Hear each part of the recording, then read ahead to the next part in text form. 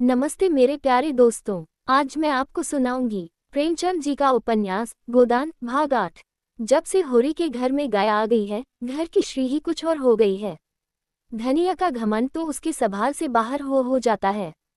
जब देखो गाय की चर्चा।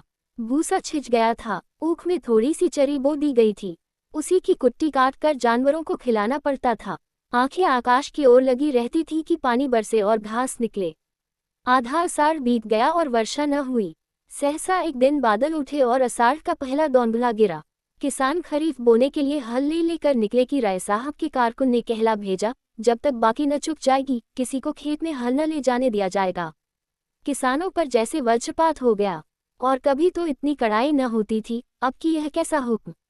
कोई गांव छोड़कर भागा थोड़े ही जाता है। अगर खेतों में हल न चले तो रुपए कहाँ से आ जाएंगे। निकालेंगे तो खेत ही से। सब मिलकर कारकुन के पास जाकर रोए। कारकुन का नाम था पंडित नोखेराम। आदमी बुरे न थे, मगर मालिक का हुक्म था, उसे कैसे टालें। अभी उस दिन राय साहब ने होरी से कैसी दया और धर्म की बातें की थी और आज असामियों पर यह जुल्म। होरी मालिक के पास जाने को तैयार हुआ, लेकिन फिर सोचा, उन्होंने कारकुन को एक बार जो हुक्म दे दिया उसे क्यों टालने लगे। वह अगुवा बनकर क्यों बुरा बने। जब और कोई कुछ नहीं बोलता तो वही आग में क्यों कूदे। जो सबके सिर पड़ेगी वह भी झेल लेगा। किसानों में खलबली मची हुई थी। सभी गांव के महाजनों के पास रुपए के लिए दौड़े। गांव में मंगरू साह की आजकल चढ़ी हुई थी। इस साल सन में उसे अच्छा फायदा हुआ था। गेहूं और अलसी में भी उसने कुछ कम नहीं कमाया था। पंडित दातादीन और दुलारी सहुआइन भी लेन देन करती थी। सबसे बड़े महाजन थे झिंगुरी सिंह। वह शहर के एक बड़े महाजन के एजेंट थे। उनके नीचे कई आदमी और थे जो आसपास के देहातों में घूम घूम कर लेन देन करते थे। इनके उपरांत और भी कई छोटे मोटे महाजन थे जो 2 आने रुपए ब्याज पर बिना लिखा पढ़ी के रुपए देते थे। गांव वालों को लेन देन का कुछ ऐसा शौक था कि जिसके पास 10-20 रुपए जमा हो जाते वही महाजन बन बैठता था। एक समय होरी ने भी महाजनी की थी। उसी का ये प्रभाव था कि लोग अभी तक यही समझते थे कि होरी के पास दबे हुए रुपए हैं। आखिर वह धन गया कहाँ। बंटवारे में निकला नहीं। होरी ने कोई तीर्थ व्रत भोज किया नहीं, गया तो कहाँ गया। जूते फट जाने पर भी उनके घट्टे बने रहते हैं। किसी ने किसी देवता को सीधा किया, किसी ने किसी को। किसी ने आना रुपया ब्याज देना स्वीकार किया, किसी ने 2 आना। होरी में आत्मसम्मान का सर्वथा लोप न हुआ था। जिन लोगों के रुपए उस पर बाकी थे उनके पास कौन मुंह लेकर जाए। झिंगुरी सिंह के सिवा उसे और कोई न सूझा। वो पक्का कागज लिखाते थे, नजराना अलग लेते थे, दस्तूरी अलग, स्टाम्प की लिखाई अलग। उस पर 1 साल का ब्याज पेशगी काट कर रुपया देते थे। 25 रुपए का कागज लिखा तो मुश्किल से 17 रुपए हाथ लगते थे, मगर इस गाढ़े समय में और क्या किया जाए। राय साहब की जबरदस्ती है, नहीं इस समय किसी के सामने क्यों हाथ फैलाना पड़ता। झिंगुरी सिंह बैठे दतून कर रहे थे। नाटे मोटे खलवोट काले लंबी नाक और बड़ी बड़ी मूंछों वाले आदमी थे, बिल्कुल विदूषक जैसे। और थे भी बड़े हंसोर। इस गांव को अपने ससुराल बनाकर मर्दों से साली या ससुर और औरतों से साली या सलहज का नाता जोड़ लिया था। रास्ते में लड़के उन्हें चिढ़ाते, पंडित जी पैलगी। और झिंगुरी सिंह उन्हें चटपट आशीर्वाद देते, तुम्हारी आंखें फूटे, घुटना टूटे, मिर्गी आए, घर में आग लग जाए आदि। लड़के इस आशीर्वाद से कभी न अघाते थे, मगर लेन देन में बड़े कठोर थे। सूद की 1 पाई न छोड़ते थे और वादे पर बिना रुपए लिए द्वार से न टलते थे। होरी ने सलाम करके अपने विपत्ति कथा सुनाई। झिंगुरी सिंह ने मुस्करा कर कहा, वह सब पुराना रुपया क्या कर डाला। पुराने रुपए होते ठाकुर तो महाजनों से अपना गला न छुड़ा लेता कि सूद भरते किसी को अच्छा लगता है। गड़े रुपए न निकले, चाहे सूद कितना ही देना पड़े। तुम लोगों की यही नीति है। कहाँ के गड़े रुपए बाबू साहब, खाने को तो होता नहीं। लड़का जवान हो गया, ब्याह का कहीं ठिकाना नहीं। बड़ी लड़की भी ब्याहने जोग हो गई। रुपए होते तो किस दिन के लिए गाड़ रखते। झिंगुरी सिंह ने जब से उसके द्वार पर गाय देखी थी, उस पर दांत लगाए हुए थे। गाय का डील डौल और गठन कह रहा था कि उसमें 5 सेर से कम दूध नहीं है। मन में सोच लिया था, होरी को किसी अड़दब में डालकर गाय को उड़ा लेना चाहिए। आज वह अवसर आ गया। बोले, अच्छा भाई, तुम्हारे पास कुछ नहीं है। अब राजी हुए। जितने रुपए चाहो ले जाओ, लेकिन तुम्हारे भले के लिए कहते हैं, कुछ गहने गांठे हों तो गिरो रख कर रुपए ले लो। स्टाम्प लिखोगे तो सूद बढ़ेगा और झमेले में पड़ जाओगे। होरी ने कसम खाई कि घर में गहने के नाम कच्चा सूद भी नहीं है। धनिया के हाथों में कड़े हैं, वह भी गिलट के। झिंगुरी सिंह ने सहानुभूति का रंग मुंह पर पोत कर कहा, तो एक बात करो, यह नई गाय जो लाए हो इसे हमारे हाथ बेच दो। सूद स्टाम सब झगड़ों से बच जाओ, 4 आदमी जो दाम कहें वह हमसे ले लो। हम जानते हैं तुम उसे अपने शौक से लाए हो और बेचना नहीं चाहते, लेकिन ये संकट तो टालना ही पड़ेगा। होरी पहले तो इस प्रस्ताव पर हंसा, उस पर शांत मन से विचार भी न करना चाहता था, लेकिन ठाकुर ने ऊंच नीच सुझाया, महाजनी के हथकंडों का ऐसा भीषण रूप दिखाया कि उसके मन में भी यह बात बैठ गई। ठाकुर ठीक ही तो कहते हैं, जब हाथ में रुपया आ जाए गाय ले लेना। 30 रुपए का कागज लिखने पर कहीं 25 रुपए मिलेंगे और 3-4 साल तक न दिए गए तो पूरे 100 हो जाएंगे। पहले का अनुभव यही बता रहा था कि कर्ज वह मेहमान है जो एक बार आकर जाने का नाम नहीं लेता। बोला, मैं घर जाकर सबसे सलाह कर लूं तो बताऊं। सलाह नहीं करना है, उनसे कह देना है कि रुपए उधार लेने में अपने बर्बादी के सिवा और कुछ नहीं। मैं समझ रहा हूं ठाकुर, अभी आके जवाब देता हूं। लेकिन घर आकर उसने ज्यों ही वो प्रस्ताव किया कि कोहराम मच गया। धनिया तो कम चिल्लाई, दोनों लड़कियों ने तो दुनिया सिर पर उठा ली। नहीं देते अपने गाय, रुपए जहां से चाहे लाओ। सोना ने तो यहां तक कह डाला, इससे तो कहीं अच्छा है मुझे बेच डालो, गाय से कुछ बेसी ही मिल जाएगा। होरी असमंजस में पड़ गया। दोनों लड़कियां सचमुच गाय पर जान देती थीं। रूपा तो उसके गले से लिपट जाती थी और बिना उसे खिलाए और मुंह में न डालती थी। गाय कितने प्यार से उसका हाथ चाटती थी, कितनी स्नेह भरी आंखों से उसे देखती थी। उसका बछड़ा कितना सुंदर होगा। अभी से उसका नामकरण हो गया था मिठाई, वह उसे अपने साथ लेकर सोएगी। इस गाय के पीछे दोनों बहनों में कई बार लड़ाइयां हो चुकी थी। सोना कहती मुझे ज्यादा चाहती है, रूपा कहती मुझे। इसका निर्णय अभी तक न हो सका था और दोनों दावे कायम थे, मगर होरी ने आगा पीछा सुझाकर आखिर धनिया को किसी तरह राजी कर लिया। एक मित्र से गाय उधार लेकर बेच देना भी बहुत ही वैसी बात है, लेकिन विपत में तो आदमी का धर्म तक चला जाता है, ये कौन बड़ी बात है। ऐसा न हो तो लोग विपत से इतना डरे क्यों। गोबर ने भी विशेष आपत्ति न की, वह आजकल दूसरी ही धुन में मस्त था। ये तय किया कि जब दोनों लड़कियां रात को सो जाएं तो गाय झिंगुरी सिंह के पास पहुंचा दी जाए। दिन किसी तरह कट गया। सांझ हुई, दोनों लड़कियां 8 बजते बजते खा पी कर सो गईं। गोबर इस करुण दृश्य से भागकर कहीं चला गया। वह गाय को जाते कैसे देख सकेगा, अपने आंसुओं को कैसे रोक सकेगा। होरी भी ऊपर ही से कठोर बना हुआ था, मन उसका भी चंचल था। ऐसा कोई माई का लाल नहीं जो इस वक्त उसे 25 रुपए उधार दे दे, चाहे फिर 50 रुपए ही ले ले। वह गाय के सामने जाकर खड़ा हुआ तो उसे ऐसा जान पड़ा कि उसकी काली काली आंखों में आंसू भरे हुए हैं और वह कह रही है, क्या 4 दिन में ही तुम्हारा मन मुझसे भर गया। तुमने तो वचन दिया था कि जीते जी इसे न बेचूंगा, यही वचन था तुम्हारा। मैंने तो तुमसे कभी किसी बात का गिला नहीं किया, जो कुछ रूखा सूखा तुमने दिया वही खाकर संतुष्ट हो गई। बोलो, धनिया ने कहा। लड़कियां तो सो गईं, अब इसे ले क्यों नहीं जाते। जब बेचना ही है तो अभी बेच दो। होरी कांपते हुए स्वर में कहा, मेरा तो हाथ नहीं उठता धनिया, उसका मुंह नहीं देखती। रहने दो, रुपए सूद पर ले लूंगा, भगवान ने चाहा तो सब अदा हो जाएंगे, 300-400 होते ही क्या हैं, एक बार उख लग जाए। धनिया ने गर्व भरे प्रेम से उसकी ओर देखा, और क्या, इतनी तपस्या के बाद तो घर में गौ है, उसे भी बेच दो। ले लो कल रुपए, जैसे और सब चुकाए जाएंगे वैसे इसे भी चुका देंगे। भीतर बड़ी उमस हो रही थी, हवा बंद थी, एक पत्ती न हिलती थी। बादल छाए हुए थे पर वर्षा के लक्षण न थे।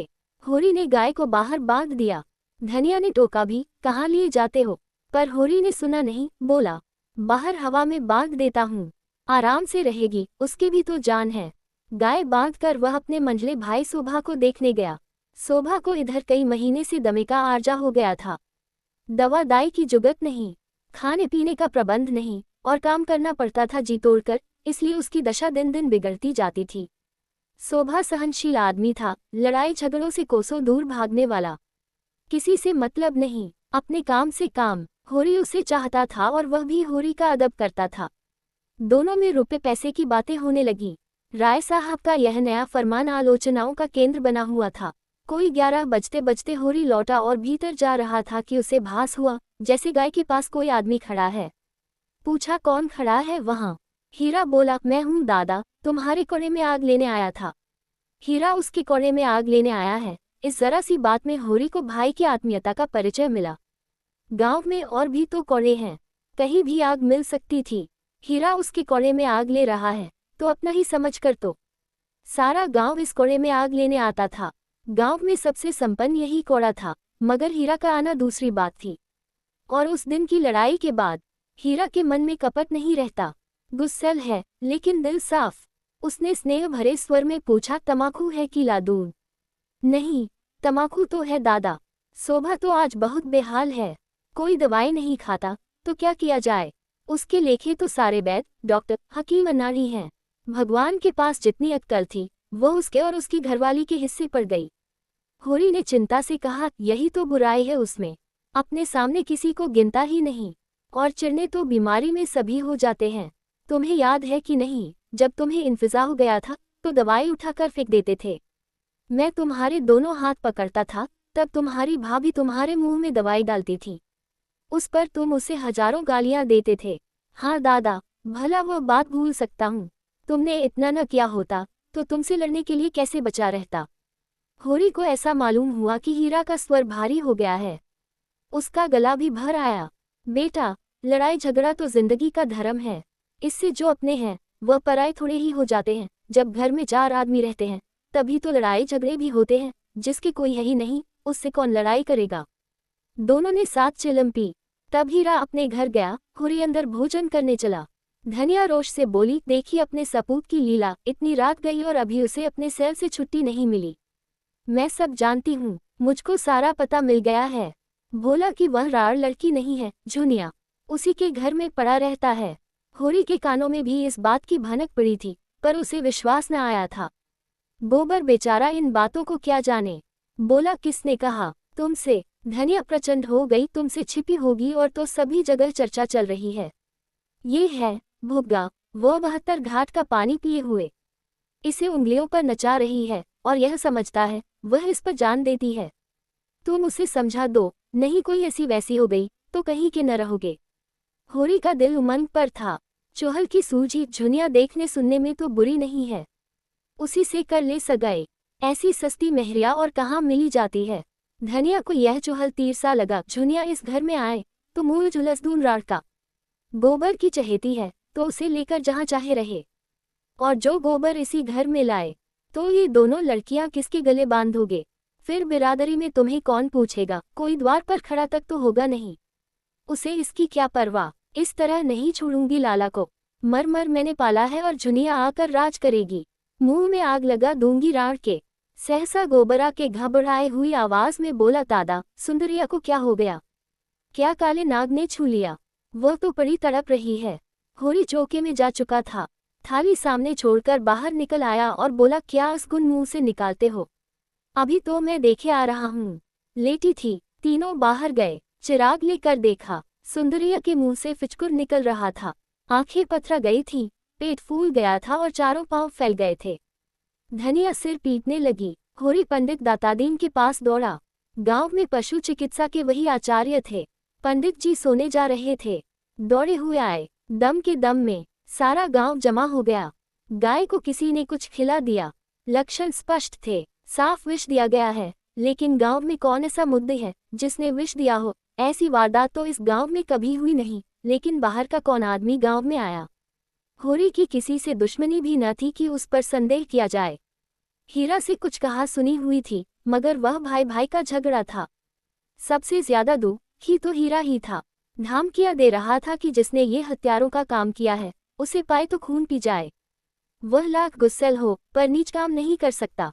आधी रात तक जमघट रहा। सभी होरी के दुखी थे और बदिक को गालियां देते थे। वह इस समय पकड़ा जा सकता तो उसके प्राणों की कुशल न थी। जब ये हाल है तो कोई जानवरों को बाहर कैसे बांधेगा? अभी तक रात बेरात सभी जानवर बाहर पड़े रहते थे। किसी तरह की चिंता न थी, लेकिन अब तो एक नई विपत्ति आ खड़ी हुई थी। क्या गाय थी कि बस देखता रहे? पूजने जोग 5 सेर से कम दूध न था। 100 का एक एक बाछा होता। आते देर न हुई और यह वज्र गिर पड़ा। जब सब लोग अपने अपने घर चले गए तो धनिया होरी को कोसने लगी, तुम्हें कोई लाख समझाए करोगे अपने मन की? तुम गाय खोलकर आंगन से चले, तब तक मैं जूझती रही कि बाहर न ले जाओ। हमारे दिन पतले हैं, न जाने कब क्या हो जाए। लेकिन नहीं, उसे गर्मी लग रही है। अब तो खूब ठंडी हो गई और तुम्हारा कलेजा भी ठंडा हो गया। ठाकुर मांगते थे, दे दिया होता तो एक बोझ सिर से उतर जाता और निहुरे का निहुरा होता, मगर ये तमाचा कैसे पड़ता। कोई बुरी बात होने वाली होती है तो मती पहले ही हट जाती है। इतने दिन मजे से घर में बधाती रही, न गर्मी लगी न जुड़ी आई। इतनी जल्दी सबको पहचान गई थी कि मालूम ही न होता था कि बाहर से आए हैं। बच्चे उसके सींगों से खेलते रहते थे, सिर तक न हिलाती थी। जो कुछ नांद में डाल दो चाट पोंछ कर साफ कर देती थी। लक्ष्मी थी, अभागों के घर क्या रहती। सोना और रूपा भी यह हलचल सुनकर जाग गई थी और बिलक बिलक कर रो रही थी। उसकी सेवा का भार अधिकतर उन्हीं दोनों पर था। उनकी संगिनी हो गई थी। दोनों खाकर उठती तो एक एक टुकड़ा रोटी उसे अपने हाथों से खिलाती। कैसा जीभ निकाल कर खा लेती थी, और जब तक उनके हाथ का कौर न पा लेती खड़ी ताकती रहती। भाग्य फूट गए। गोबर और दोनों लड़कियां रो धोकर सो गई थीं। होरी भी लेटा। धनिया उसके सिरहाने पानी का लोटा रखने आई तो होरी ने धीरे से कहा, तेरे पेट में बात पचती नहीं, कुछ सुन पाएगी तो गांव भर में ढिंढोरा पीटती फिरेगी। धनिया ने आपत्ति की, भला सुनूं, मैंने कौन सी बात पीट दी कि यूं ही नाम बदनाम कर दिया। अच्छा, तेरा संदेह किसी पर होता है, मेरा संदेह तो किसी पर नहीं है। कोई बाहरी आदमी था, किसी से कहेगी तो नहीं। कहूंगी नहीं तो गांव वाले मुझे गहने कैसे गढ़वा देंगे। अगर किसी से कहा तो मार ही डालूंगा। मुझे मार कर सुखी न रहोगे।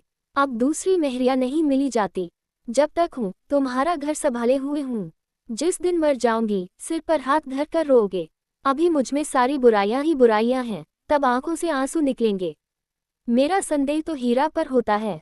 झूठ, बिल्कुल झूठ। हीरा इतना नीच नहीं है, वह मुंह का ही खराब है। मैंने अपने आंखों देखा। सच, तेरे सिर की सोन।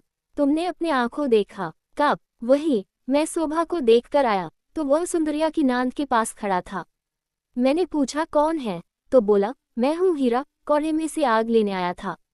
थोड़ी देर मुझसे बातें करता रहा, मुझे चिलम पिलाए, वह उधर गया। मैं भीतर आया और वही गोबर ने पुकार मचाई। मालूम होता है मैं गाय बांध कर शोभा के घर गया हूँ और इसने इधर आकर कुछ खिला दिया है। साइड फिर ये देखने आया था कि मरी या नहीं। धनिया ने लंबी सांस लेकर कहा, इस तरह के होते हैं भाई जिन्हें भाई का गला काटने में भी हिचक नहीं होती। ओफो, हीरा मन का इतना काला है। और दाढ़ीजार को मैंने पाल पोस कर बड़ा किया। अच्छा, जसो रह, मगर किसी से भूल कर भी जिक्र न करना। कौन? सवेरा होते ही लाला को थाने न पहुंचाऊं तो अपने असल बाप की नहीं। ये हत्यारा भाई कहने जोग है। यही भाई का काम है। वह बैरी है, पक्का बैरी, और बैरी को मारने में पाप नहीं, छोड़ने में पाप है। होरी ने धमकी दी, मैं कह देता हूँ धनिया, अनर्थ हो जाएगा। धनिया आवेश में बोली, अनर्थ नहीं, अनर्थ का बाप हो जाए। मैं लाला को बिना बड़े घर भिजवाए मानूंगी नहीं। 3 साल चक्की पिसवाऊंगी, 3 साल। वहां से छूटेंगे तो हत्या लगेगी, तीरथ करना पड़ेगा, भोज देना पड़ेगा। इस धोखे में न रहे लाला, और गवाही दिलवाऊंगी तुमसे, बेटे के सिर पर हाथ रखकर। उसने भीतर जाकर किवाड़ बंद कर लिए और होरी बाहर अपने को कोसता पड़ा रहा। जब स्वयं उसके पेट में बात न पची तो धनिया के पेट में क्या पचेगी। अब ये चुड़ैल मानने वाली नहीं, जिद पर आ जाती है तो किसी की सुनती ही नहीं। आज उसने अपने जीवन में सबसे बड़ी भूल की। चारों ओर नीरव अंधकार छाया हुआ था। दोनों बैलों के गले की घंटियां कभी कभी बज उठती थीं। 10 कदम पर मृतक गाय पड़ी हुई थी और होरी घोर पश्चाताप में करवटें बदल रहा था। अंधकार में प्रकाश की रेखा कहीं नजर न आती थी। दोस्तों, यहाँ पर गोदान का पार्ट 8 समाप्त होता है। गोदान पार्ट 9 सुनने के लिए डिस्क्रिप्शन में दिए गए लिंक पर क्लिक करें, या फिर गोदान प्लेलिस्ट में जाकर आप गोदान के सारे पार्ट सुन सकते हैं। धन्यवाद दोस्तों। वीडियो को लाइक करें और अपनी राय कमेंट बॉक्स में ज़रूर दें, और हाँ, चैनल को सब्सक्राइब भी कर लें ताकि आपको हमारे सारे अपडेट्स मिलते रहें।